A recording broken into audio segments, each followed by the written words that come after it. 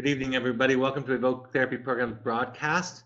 The topic tonight comes from a few different places. First of all, it comes from me re-entering the field work and working as a field therapist. For the last couple of months, I've had my own group and watching the young men and kind of how they respond to being sent to a program. What do they think the project is here? And how do they spawn? What do they think that we're trying to accomplish and their parents are trying to accomplish through this process?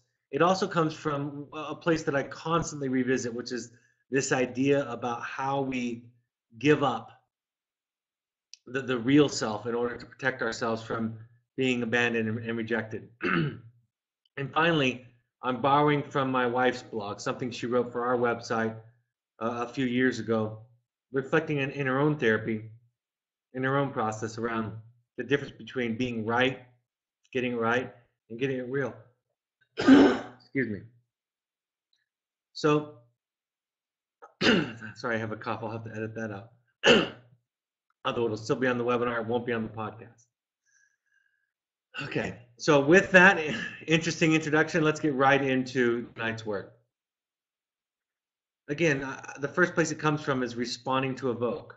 And the first place that I think that I see students and clients respond to is that the solution to the process is to being good.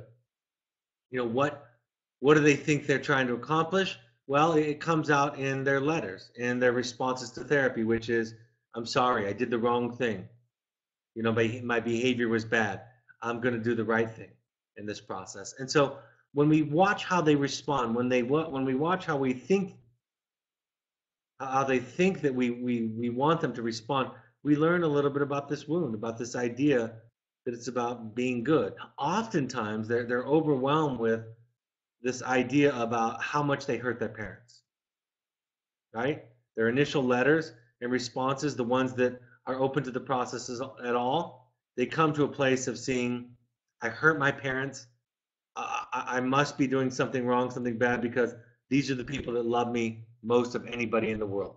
And that's important. We're going to get to that a little bit later.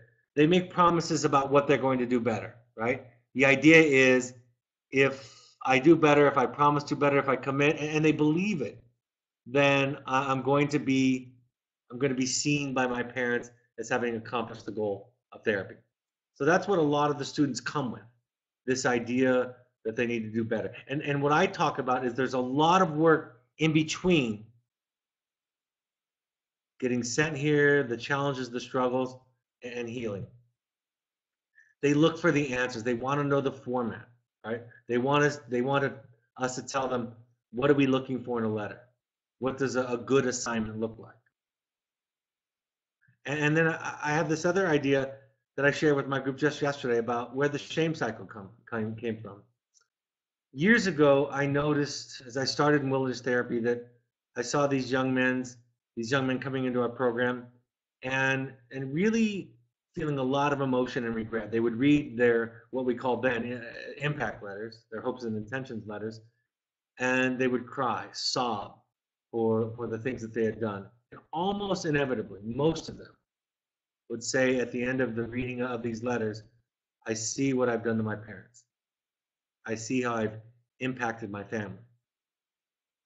And then 2 minutes, 2 days, 2 weeks later, we would often see them go back into old patterns. And so I had to kind of put those two things together, see how they fit. How could somebody who feels genuine, deep, and profound regret go back to the same behavior that was hurting everybody in the program? And so I was sitting outside of my therapist's office and I took a napkin out and I wrote this cycle down, this idea down. That although they come from a place of great shame, right? They think that that's the solution. It's actually part of the problem. They're good at kind of fitting into what other people need, what their parents need, being responsible for their parents' disappointment, sadness. You know, a lot of them saying things like, "I want to make my parents proud," and us saying that's not what this is about. It's not about hurting your parents. It's about hurting you. It's not about making your parents proud. It's about living a meaningful and rich life in the process. So how do we get here? How do we come, so many of us, to this place where we're trying to get it right instead of being real and being authentic? We first learn to discard or get rid of those parts of us that made other people uncomfortable in our original context, that made our parents upset or worried. Now, sometimes there's kind of a reaction formation, a backlash, where people will react exactly the opposite, right? Really hurtful, extra rebellious. But it really often has the same kind of origin. It's this weight and this pressure that I have to be a certain way to be accepted. If my parents are upset, they might leave me. And as human beings, we can't do this on our own. Our greatest asset as human beings are each other. And left to our own devices as children, we wouldn't survive. So I learned from the beginning to get rid of those parts, to discard those parts, to deny those parts that pose a threat to my survival. And essentially, I'm taking care of my parents. Now, almost no parent would identify with this idea of my child is taking care of me. So with that idea, it's important for us to understand what that looks like. And what it looks like is my sadness, my serenity is my child's responsibility. If I'm frustrated, disappointed, or for that matter, proud, it's my child's responsibility. The child needs to show up in a certain way in order for the parent to feel okay. And sometimes it's really subtle, like a parent being worried and concerned about something that a child is doing that's a problem.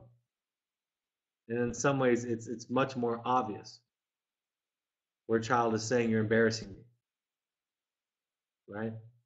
So depending on how it's communicated, we may have some awareness about this, but for most of us, we don't have an awareness of a process.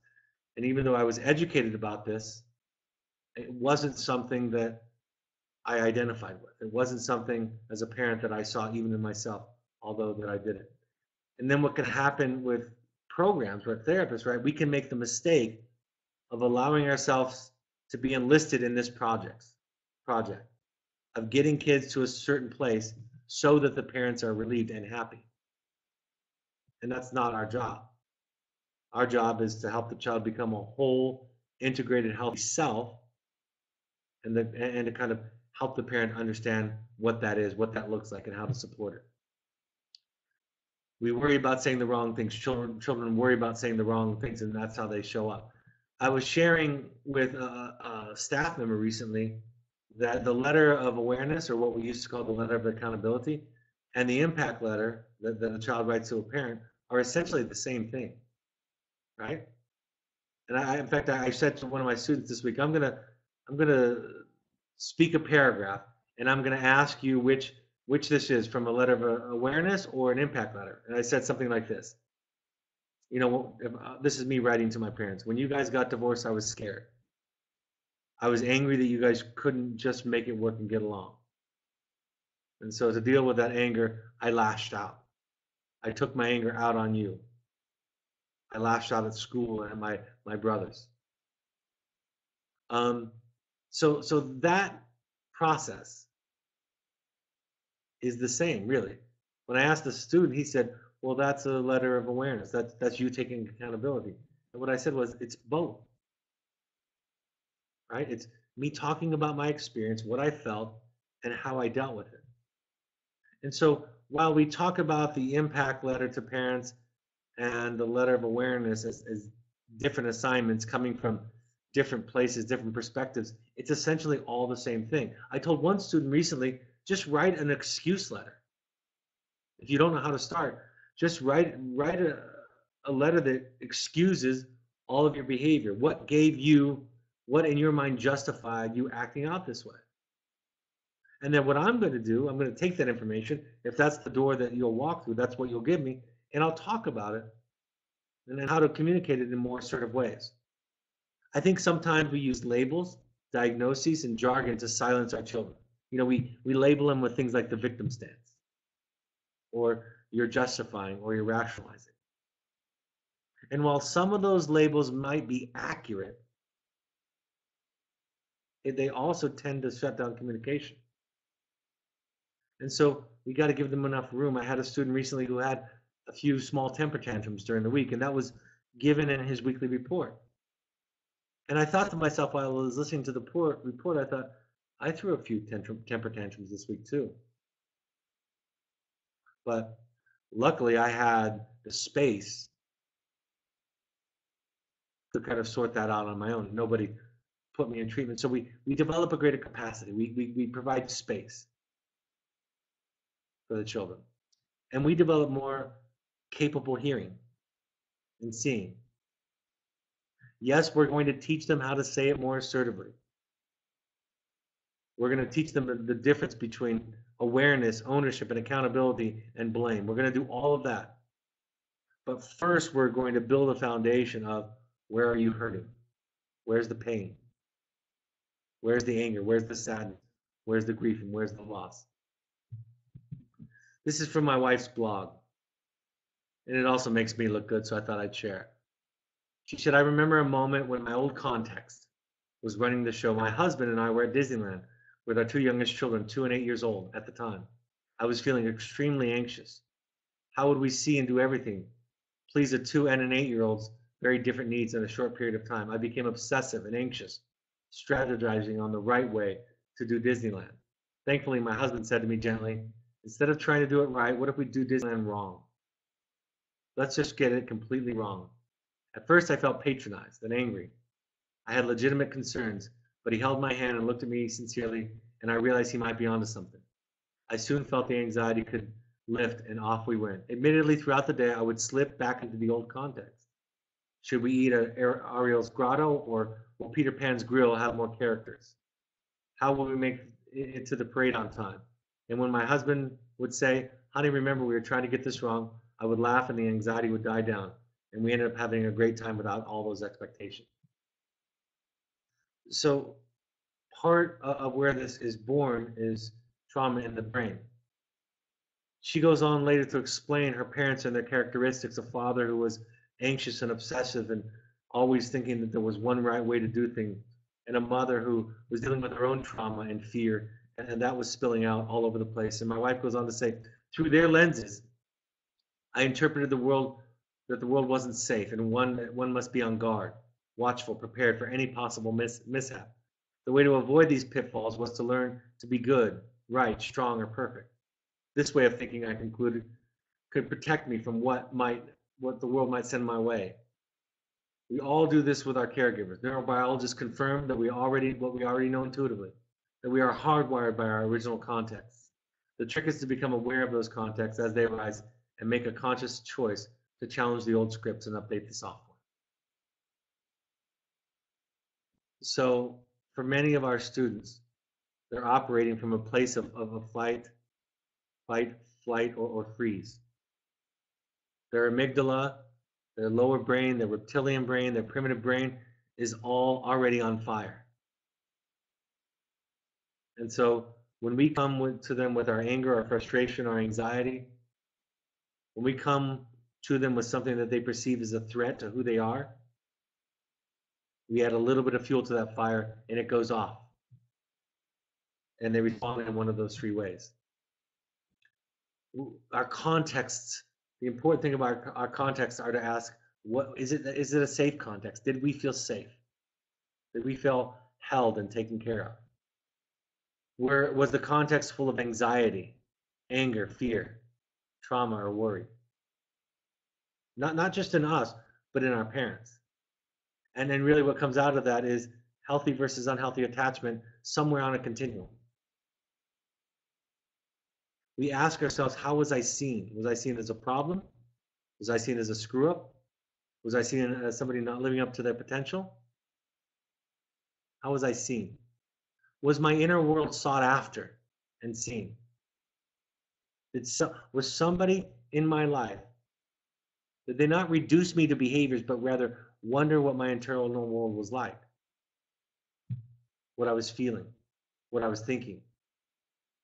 Was I objectified or consumed? And what that means is, did I just become a reflection of my parents? If I did well, my parents did a good job. If I did poorly or made poor choices, my parents weren't doing well. Was I objectified? Consumed, meaning was I just merely a part of my parents, an extension of my parents? And did my parents know the truth? Did they know my truth? Or was I invited to discover my truth? And was I allowed to experiment with my truth? Back into therapy. So we have these wounds, we have this original context, we have this reparative work to do with our brain, with our trauma. Our family is going to change during this process. Our family is going to learn how to both contain the child and show up and develop a sense of self, each person. A priest, a rabbi, a cop, and a parent walk into a wilderness therapy group. One of the things I often say to my clients, my students, by the way they respond, is I say, I'm not your priest or I'm not your rabbi. I'm not a cop. I'm not a probation officer. I'm not a teacher. I'm not your parent. I'm a therapist. And that's something very different. I'm not trying to fix you. I'm trying to understand you. And that's a big difference. And in understanding somebody, they heal. It's really redefining therapy away from problem solving, crisis management, although that does happen in therapy. It moves from symptom reduction to healing. And so many times when therapists are struggling with a client, it's when the therapist has an agenda to fix the person. When some pressure from inside or outside the therapist is generating this energy that the client needs to show up in a certain way. For the therapist's dilemma, anxiety, worry, frustration to be alleviated. And it really just creates the exact same wound that was happening in the original context. Therapy is not a place that we go to hear hard things, but it's a place that we go to say hard things and take the risk that this new context will react exactly the same way that things have in the past, with frustration, anxiety, worry, judgment, concern, disappointment. It's the difference between healing versus being good. Like Carl Jung said, illustrated when he said, I would rather be whole than good. It's the idea of being wounded rather than broken. The shift that we made from impact letter to children to hopes and intentions letter reflects this transformation of an idea of therapy. The mother tongue is this idea that we're going to be drawn back into our old ways of responding, all of us. We do it in our marriages, we do it with our children, we do it in our friendships. In Al-Anon, they say, if it's hysterical, it's historical. Right? That's our old context, some old wound that's coming up, being activated, and we respond in rigid fight or flight or freeze ways, controlling ways. And our children, because they're struggling with mental health issues, they're asking us, go take care of yourself, because I don't want to have to. Go to therapy. Tell somebody else about your anxiety, your fear, your frustration, your disappointment. I'm already struggling and scared and doing the best that I can. And when you come at me with all of those things, it's too much. So take care of that somewhere else. So when you show up in a discussion with me, you can be there for me. Because I can't be there for you, especially in the compromised state that I'm in right now. And it's this idea that lay people sometimes have, that guilt and shame can help you, can direct you, can guide you, but really where we know them to be the problems. Therapy is a place we go to receive a different response than the one we received in earlier contexts, to be received completely and entirely. An adequate therapist responds to our warts, our wounds, and our symptoms with calmness, understanding, patience, and curiosity. Very hard to do, I might say, as a parent. I'm a lot better at it with my clients than I am with my children. The therapist is not anxious to fix us, but rather is passionate about finding us. And when we are found and seen without anxiety, frustration, or disappointment we experienced in earlier contexts, we come to believe that we are okay. We are able to look deeply into ourselves, into our wounds and our traumas with compassion and understanding, and we heal.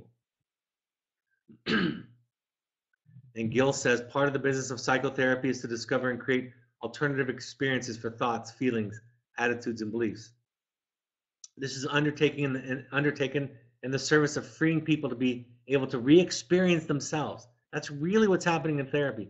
You're re-experiencing yourself because you're sitting in a relationship that sees and holds you differently. Freeing people to be able to re-experience themselves in a safe but different context. The virtue of talking to an empathic and accepting person who has a different base is that it quickly illuminates one's own.